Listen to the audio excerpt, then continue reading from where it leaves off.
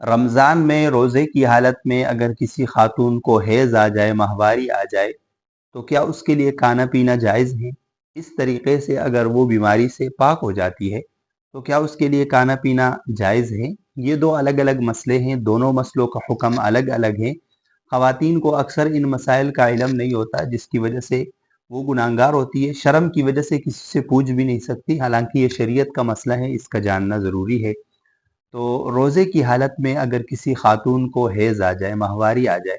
تو اس کا روزہ ٹوٹ جاتا ہے اور باقی دن اس کے لیے کھانا پینا جائز ہے،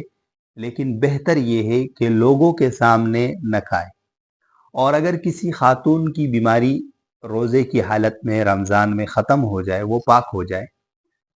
تو ایسی صورت میں اس کے لیے حکم یہ ہے کہ پاک ہونے کے بعد باقی دن اس کے لیے کھانا پینا یہ جائز نہیں ہے، اس پر یہ واجب ہے، یہ لازم ہے کہ وہ باقی دن روزہ داروں کی طرح رہے۔ اس کو تشبہ بالصائمین کہتے ہیں۔ رمضان کے احترام میں وہ روزہ داروں کی طرح رہے گی، باقی دن اس کے لیے جائز نہیں ہے کہ وہ کچھ کھائے یا پیے، بلکہ باقی دن وہ روزہ داروں کی طرح گزارے گی۔ بعد میں اس دن کی قضا بھی وہ کرے گی، کیونکہ روزہ تو اس نے نہیں رکھا ہے،